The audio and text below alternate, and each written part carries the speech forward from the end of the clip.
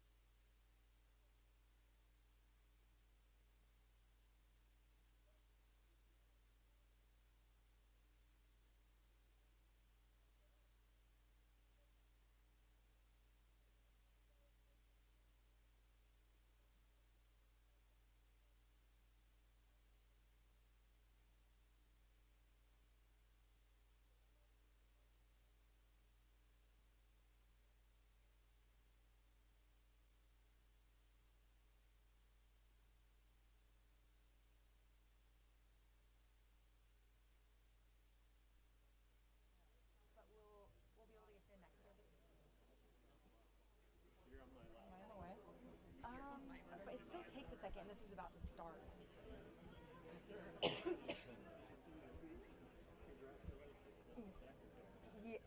Yes, this is about to start. I'll see if somebody from our office can process it. Let me check. There's no way I can. Okay, perfect. I think I'm position myself in the middle. I'm gonna go. Yeah, yeah, yeah.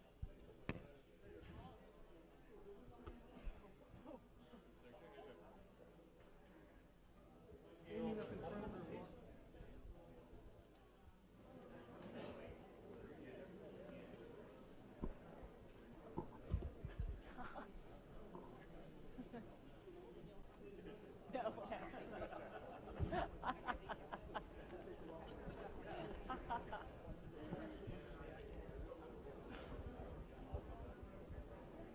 Oh, I can stand.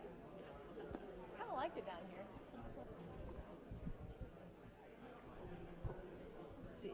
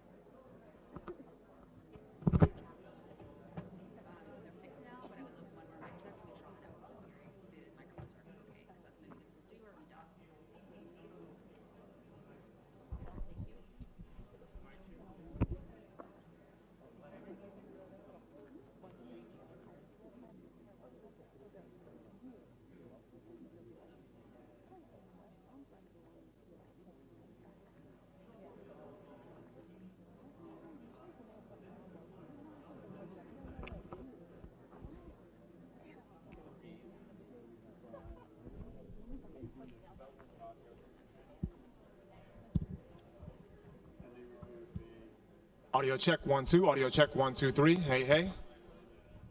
Audio check 1 2. U.S. podium. Audio check 1 2 3 4 5 6 7 8 9 10. Audio check 1 2 3 4. Good. Okay. Luis, you good? Okay. We're gonna go to the Prime Minister's podium. Podium 1 2 3 4 5 6 7 8 9 10. Prime Minister's podium 1 2 3 4 5 6 7 8 9 10. Josh, you want me to check this too? 1 2 3 4 5 6 7 8 9 10. Let me know when you're good. 1 2, good over there. Good over here on the right.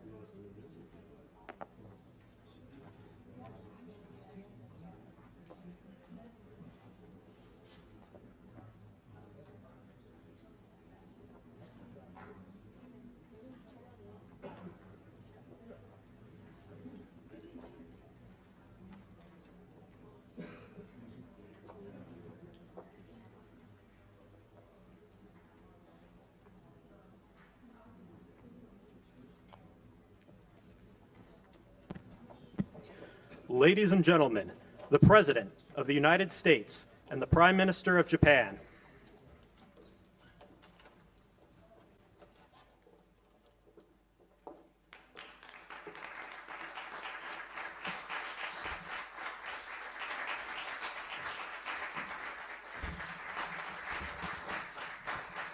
Thank you very much.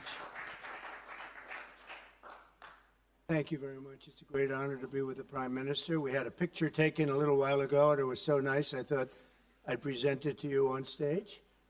And here's the picture. I wish I was as handsome as him, but I'm not.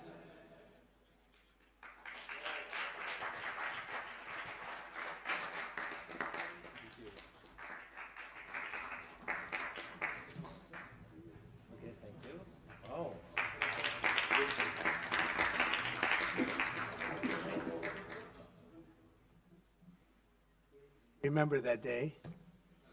Thank you very much, everybody. Appreciate it. I'm delighted to welcome Japanese Prime Minister Ishiba Shigeru to the White House for the first time. And Prime Minister, it's an honor to have you with us, a great honor. Japan is a great country. Thank you very much. Japan is strong and proud. It's a nation that is home to one of the great civilizations in the history of the world. For nearly 80 years, the American-Japanese people have enjoyed a friendship like few others. We've had a great friendship across the vast ocean, and we found ourselves united by bonds of history, commerce, culture, mutual admiration, and great respect. After our meeting today, I'm confident that the cherished alliances between our two countries and others also will continue to flourish long and into the future. The military cooperation between the United States and Japan is one of our closest security partnerships, and it's one of the closest we have anywhere in the world. Our service members work together every day to defend our common interests. Japan is committed to double its defense spending by 2027 compared to my first term. They've invested a lot of money because of my first term. We worked on that very hard with Shinzo. You know, the great Shinzo Abe, and we look forward to seeing even more so. Shinzo and I worked very, very long and hard, and those numbers are very reflective after my first term. And now they're going up very substantially based on our conversations today. In addition to being vital for our shared security, Japan is one of the top purchasers of U.S. military exports and equipment. And I'm pleased to say that this week my administration approved nearly $1 billion in foreign military sales to Tokyo.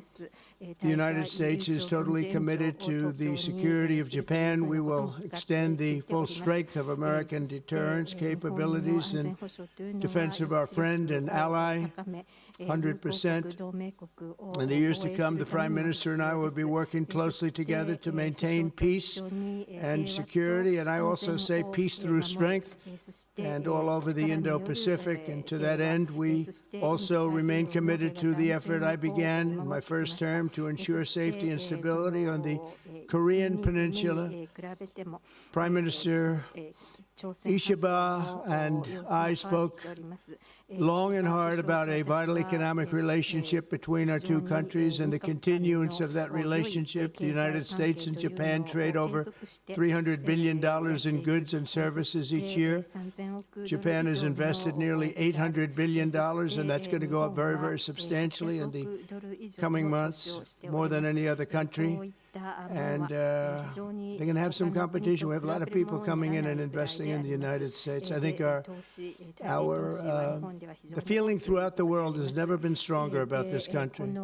As a result of our victory in 2024, the presidential election, the Japanese investment and technology giant SoftBank announced plans to invest between $100 and $200 billion. And we have many other companies investing that number, higher than that number, some a little bit less, but we have trillions of dollars of investment pouring into our country now that you didn't have just a short while ago. Today, our teams discussed how our two nations can do even more to stay on the cutting edge of artificial intelligence, along with the quantum computing, semiconductors, and other critical technologies. And they're coming out. The problem with technology, that kind, it's obsolete in about 2 days, so we have to start all over again. Doesn't last long. We agreed to cooperate even more closely to combat the Chinese economic aggression, which is quite aggressive.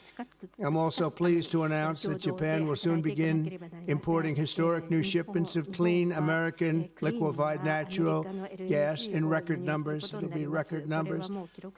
With our Secretary of the Interior, we were talking, I think Doug is here. Hello, Doug. Please stand up, Doug. Doug Burgum, everybody. We're talking about the pipeline in Alaska, which is the closest point of major oil and gas to Japan by far, less than half the distance of any other location. We're talking about a joint venture of some type between Japan and us, having to do with Alaska oil and gas, and that's very exciting. They're very excited about it, so are we. As we deepen our economic relationship, I made clear that the United States will be conducting trade with all countries based on the principle of fairness and reciprocity.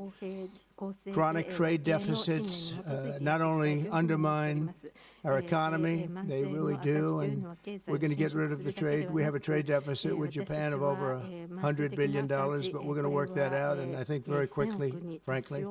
We can do it just on oil and gas. We can work it out, so we intend to do it very quickly. We both understand that. And as America welcomes new foreign investment, we also want to ensure that companies build their products and factories here in America, not simply buy the assets that we have. And Japan is going to be opening up auto plants. New auto plants are being built currently as we speak. They've just been started.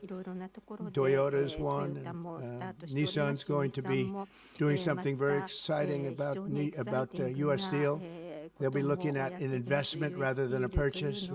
Like the idea, U.S. Steel is a very important company to us. It was the greatest company in the world for 15 years, many years ago, 80 years ago.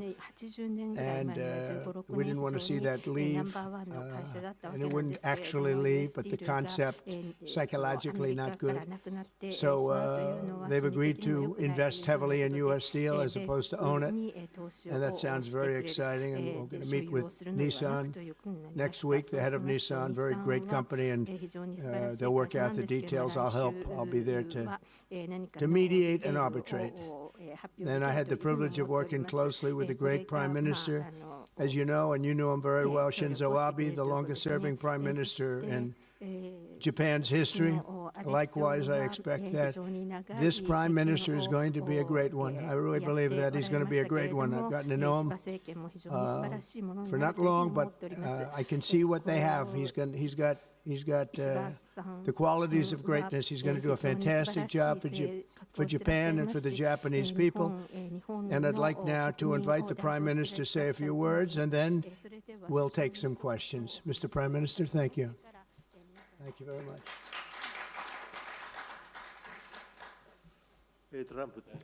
Mr. President Trump, I would like to sincerely thank you for inviting me to the White House today, immediately following your inauguration. I also thank you for your very warm hospitality. I have come to Washington, D.C. with the hope of having a face-to-face meeting and deepening our mutual understanding at this early date with President Trump, who is now leading the United States, the most important country for Japan's diplomacy and security, and aligning our perspectives and visions that Japan and the United States should pursue. What should we do to advance the national interests of both of our countries in synergy and to realize peace and prosperity in the Indo-Pacific?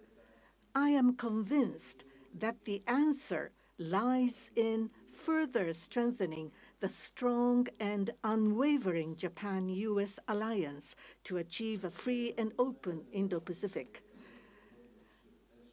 President and I concurred to strengthen the deterrence and response capabilities of the alliance and to work closely in addressing strategic challenges that both countries are facing in this region.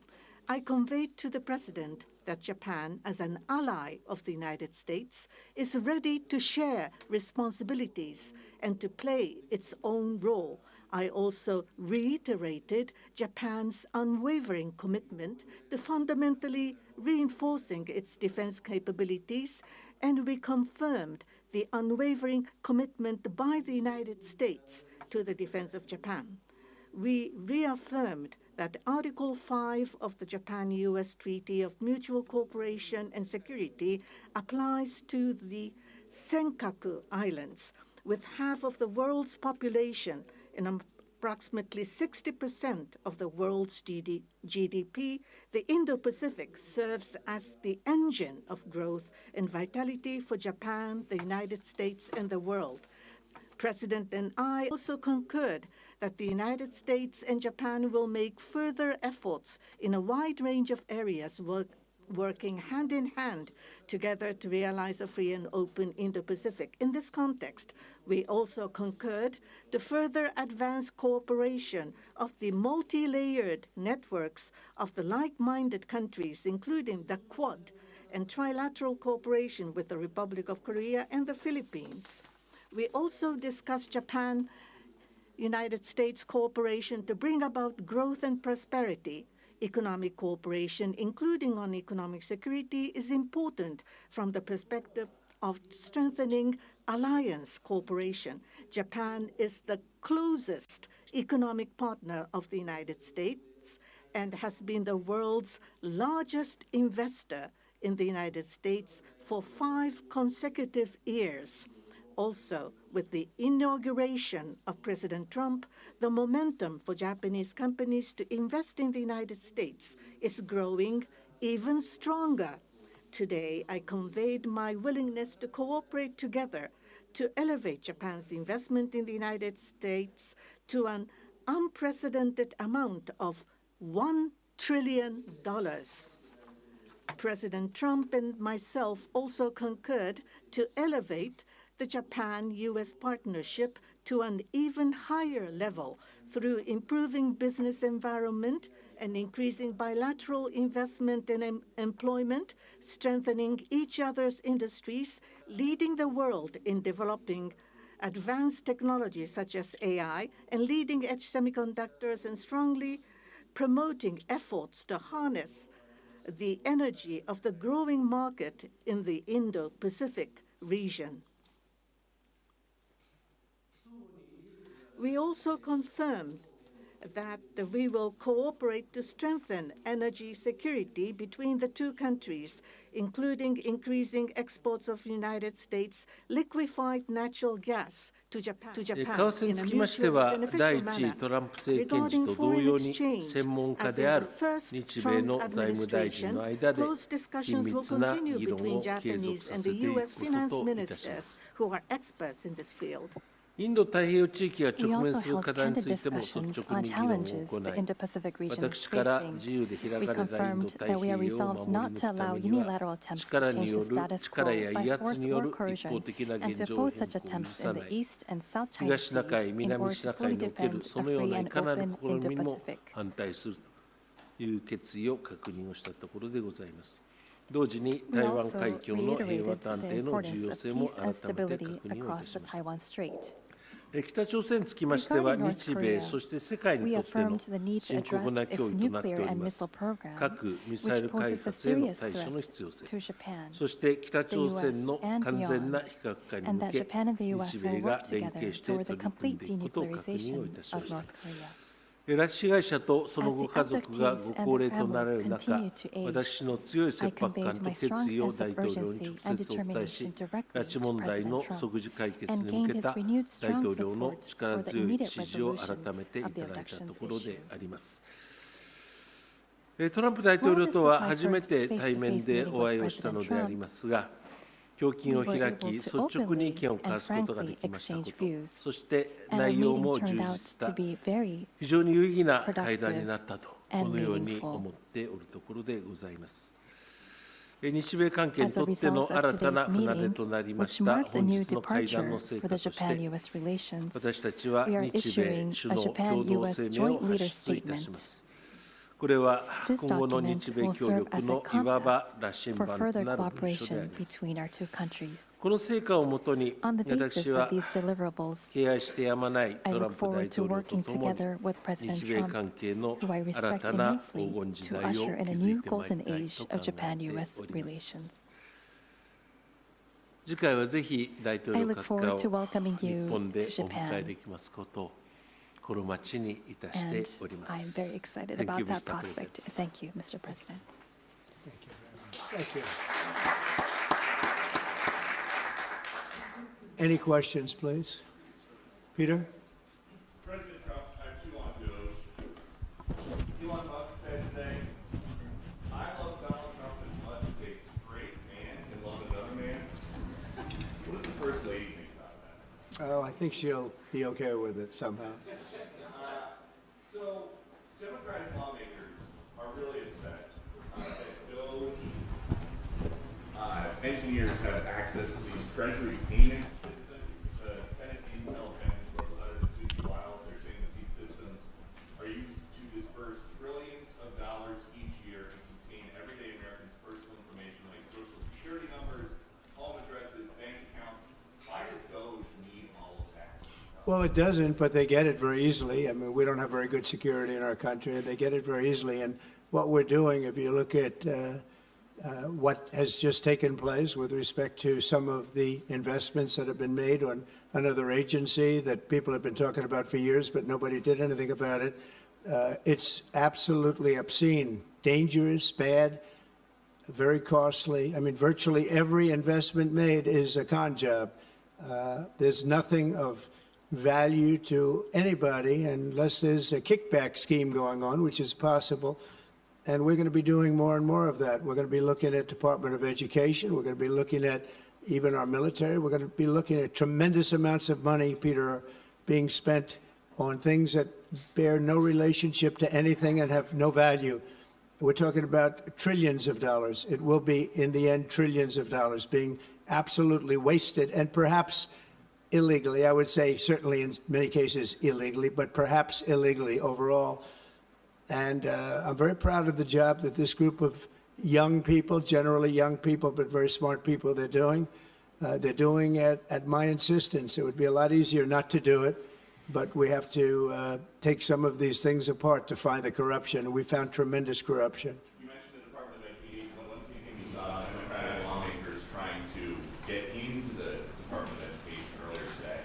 Oh, I see the same ones. I see Maxine Waters, a lowlife. I see, you know, all these people. They don't love our country. They don't love our country. We want great education. So they rank 40 countries in education. We're ranked dead last, dead last. But the good news is we're number one in one category. You know what that is? Cost per pupil. We spend more per pupil than any other country in the world. You look at Norway, Denmark, Sweden, various countries all up and down, Finland, China does very well in education. And then you look at us. We spend much more money than they do per pupil or any other way. But we spend much more money than they do, and yet we're ranked this year, Biden's last year, congratulations, Joe, we're ranked dead last. So what I want to see is education. Number one, I like choice. We all like choice. But beyond choice, long beyond choice, I want to see it go back to the states where great states that do so well have no debt. They're operated brilliantly. They'll be as good as Norway or Denmark or Sweden or any of the other highly ranked countries. They'll be, you probably have 30, I figure 35 to 38 states will be right at the top. And the rest will come along. They'll have to come along competitively. And by the way, we'll be spending a lot less money. And we'll have great education. As part of this DOJ cost-cutting effort, one of the DOJ engineers was fired for some inappropriate posts. The vice president says, bring him back. What do you say? Well, I don't know about the particular thing, but if the vice president said that, did you say that? I'm with the vice president. Thank you, Peter. Yeah, go ahead, please. Yes, red dress. President, just how strong do you want Japan's military to be? And do you specifically hope that their increased military spending will deter China and North Korea? What did you talk about that today? Well, I want our military to be the strongest. I also don't mind spending so much money on the military because we build it here. It's made in the USA, all made in the USA. We have, you know, I rebuilt our military during my first term. Did a great job. We left some of it behind in Afghanistan, stupidly. There was no reason for that, but it was still as much as it was. It was billions and billions of dollars, but it was a small part of it. But we're going to have the strongest military by far. We have great people. I want to congratulate Pete Hegseth for having gone through the gauntlet. He went through a lot, but he got through, and he's going to be a tremendous, I have no doubt he's going to be a tremendous leader. And other of the leaders sitting here, they're in their own fields. We're going to do something very, very, very great, and we expect great things. But I expect the strongest military by far in the world, far stronger than China, far stronger than anybody, and that's the way it is. Thank you very much. Would you like to ask a question, please? Go ahead. Thank you, Mr. President. Thank you. This is Hiramoto from Nippon Television. My question, let me ask two quick questions. Sure. First, this is the first meeting between Mr. President and Prime Minister Ishiba. So what kind of impression do you have on him? And number two, do you have an idea or do you have a plan to impose tariff against Japan so far? Thank you. I think that he is going to be a great prime minister. I think he's a very strong man, very, very strong. I have great respect for him. I've known him for a long time through a reputation. Shinzo Abe thought the world of him, and I think he's going to do a fantastic job as prime minister. A very strong person. I wish he wasn't so strong. I wish he was a little bit weaker than that, but that's what I got. I have to get strong guys all the time. He's going to be a great prime minister. I also, in terms of tariffs, I mean, we're going to have tariffs, mostly reciprocal tariffs, where we go with, and I'm going to be probably meeting on that Monday or Tuesday, have an announcement, probably a news conference, but probably reciprocal tariffs where a country pays so much or charges us so much, and we do the same. So very reciprocal, because I think that's the only fair way to do it. That way, nobody's hurt. They charge us, we charge them. It's the same thing. And I seem to be going in that line as opposed to a flat fee tariff. Okay? Yes, go, please. Please, go ahead. Why don't you go ahead?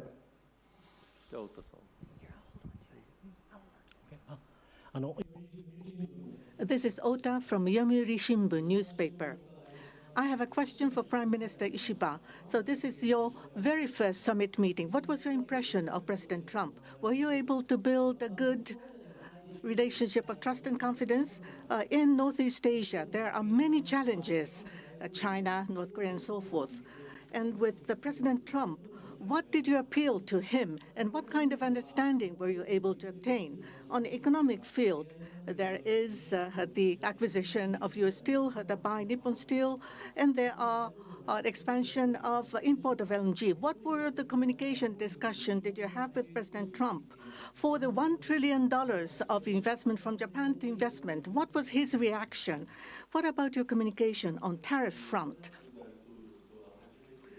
This is the first time that I met with President Trump in person. So this was the first time meeting face-to-face. But for many, many years, I have watched him on television. So it was quite exciting. I was so excited to see such a celebrity on television, to see in person. On television, he is frightening, and he has a very strong personality. But when I met with him, actually, he was very sincere and very powerful, and with strong will for the United States as for the whole world. I was able to feel that. This is not the sort of polishing or trying to suck up to him. For the world peace and for the regional stability, that both of our countries need to play our role and make our endeavors and responsibility. As for the increase of our defense expenditures, it is not that we are told by the United States to do so. Japan, on our own decision, and on our own responsibility, we need to increase our defense expenditures. But of course, we need to communicate and consult with the United States. But the responsibility is with Japan, and the decision is with Japan. Now, on the tariffs, that if it is mutually beneficial, tariffs need to be set. And as for Japan, as Mr. President has introduced to us, an unprecedented investment will be made from Japan to the United States, and so many jobs will be created. So $1 trillion is the target.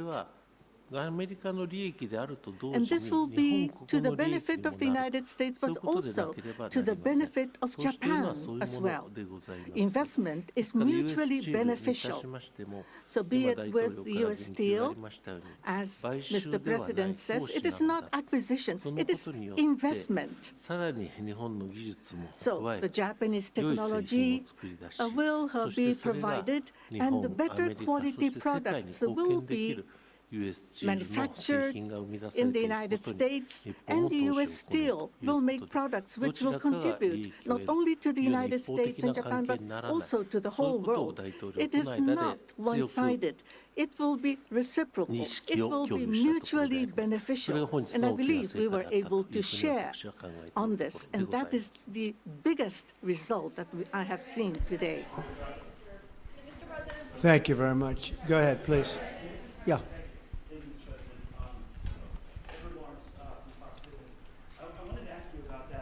Steel. So you're saying that is this a restructuring of the deal that's happening, and then will you approve? They're doing it as an investment, no longer a purchase. Okay. I didn't want it purchased, but investment I love. And they're going to do a big investment, subject to getting the deal done. And that's they'll be doing you a would big. approve, where the US, I'm okay with that, sure. And for the Prime Minister, what was your argument to the President related to U.S. Steel? And one more on tariffs, Mr. President, if I could.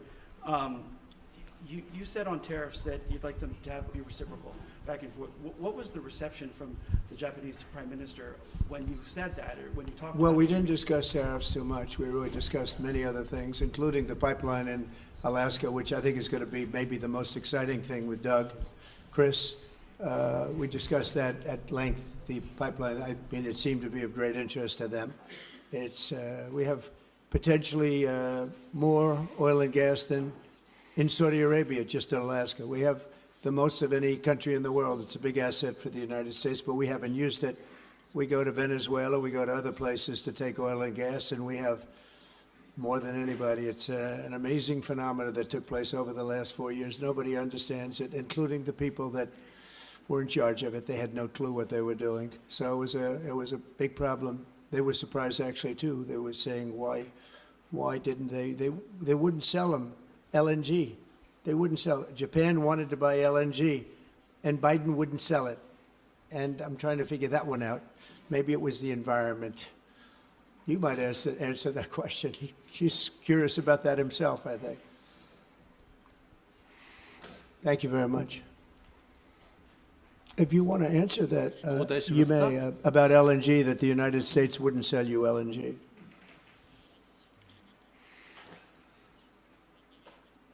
That was a really unfortunate thing, but the current administration, I'm sorry, the previous administration was not allowing the LNG to be exported to us.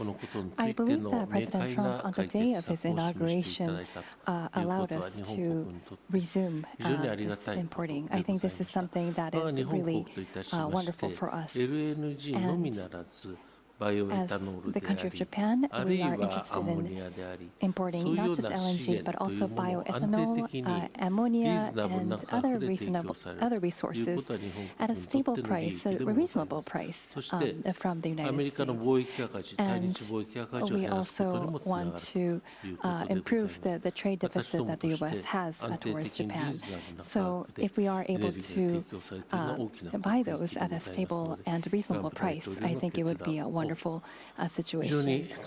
And for that, I am very appreciative to President Trump, and we also look forward to LNG and hope that it's a success.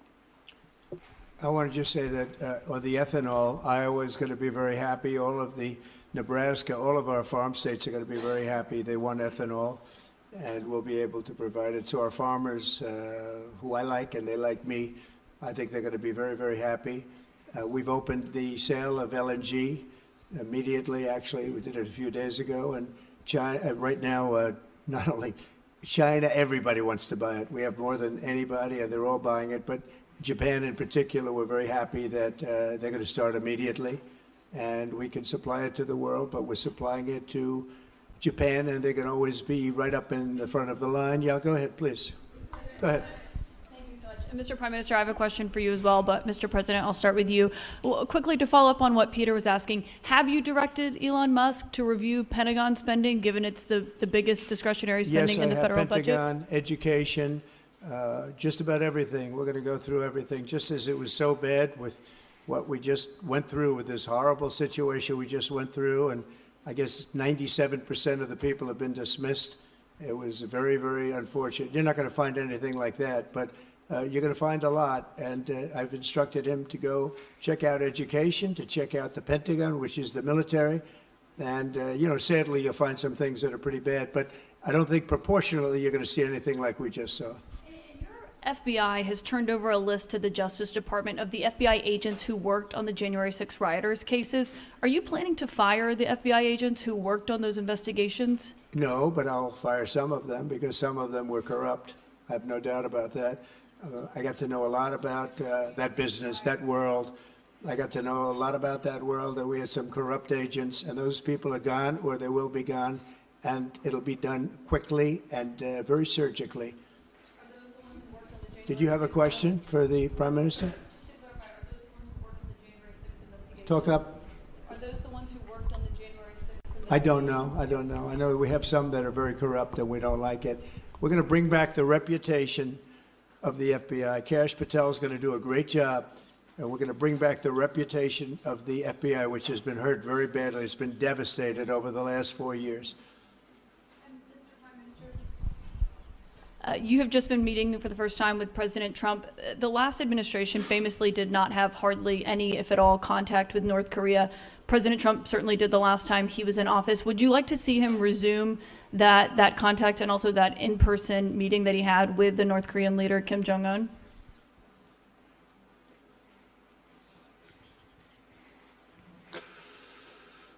That is something that the United States needs to determine on its own, and it's not something that we should request. Having said that, but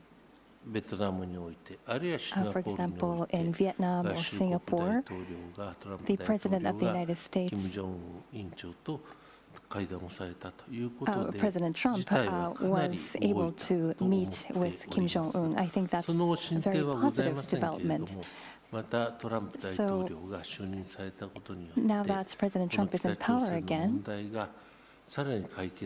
if we are able to move towards resolving issues with the North Korea, I think it would be great. And of course, for us, that includes not only denuclearization, but also resolving the abductee issue.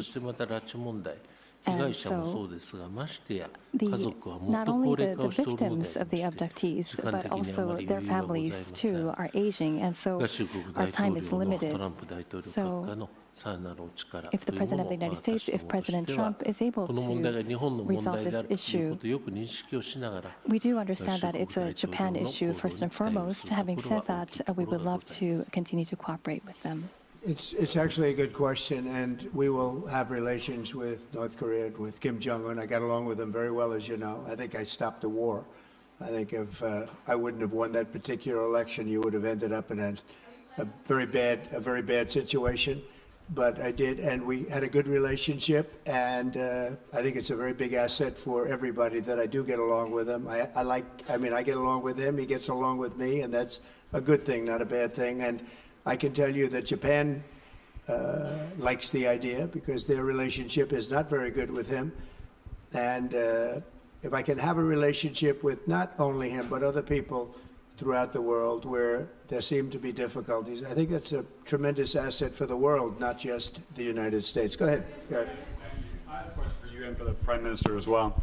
Mr. President, I wonder what you make of the criticism from Democrats that these staff reductions, the cuts that Elon Musk and Doge are doing are an unlawful power grab. And is there anything you've told Elon Musk he cannot touch? Well, we haven't discussed that much. I'll tell him to go here, go there. He does it. He's got a very capable group of people. Very capable. They know what they're doing. They'll ask questions, and they'll see immediately as somebody gets tongue-tied that they're either crooked or don't know what they're doing.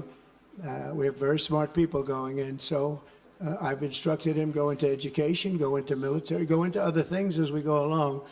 And they're finding massive amounts of fraud, abuse, waste, all of these things. So, but I will pick out a target, and I say go in. There could be areas that we won't, but I think everything's fertile. You know, we're a government. We have to be open. And as an open government, I don't know, I guess you could say maybe some high intelligence or something. And I'll do that myself if I have to. But generally speaking, I'll just say go. But he will be looking at education pretty quickly, and he will be looking at military too. You know, the bulk of federal spending is Social Security, Medicare, programs like that. Would you like to see him look at those programs as well? Well, they don't really have to be looked at by him. They can be looked at by us. Social Security will not be touched. It'll only be strengthened. We have illegal immigrants on Social Security, and we're going to find out who they are and take them out. We have illegal immigrants in other Medicare.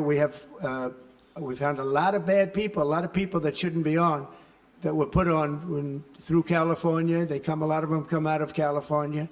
We're not going to stand for that. So we're going to strengthen our Social Security, et cetera. We're not going to touch it other than to make it stronger. But we have people that shouldn't be on, and those people we have to weed out. Most of them, or many of them so far, have been illegal immigrants. They shouldn't even be in the country. Do you have a question for the Prime Minister? Mr. Prime Minister, the President's affinity for tariffs is well known. If the U.S. places tariffs on Japanese imports, would Japan retaliate?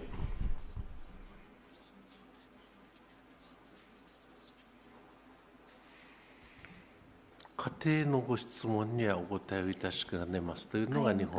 to respond to a theoretical question. That's the official answer that we have. That's a very good answer. Very good answer. Wow. That's very good. He knows what he's doing. Thank you very much, everybody. Thank you.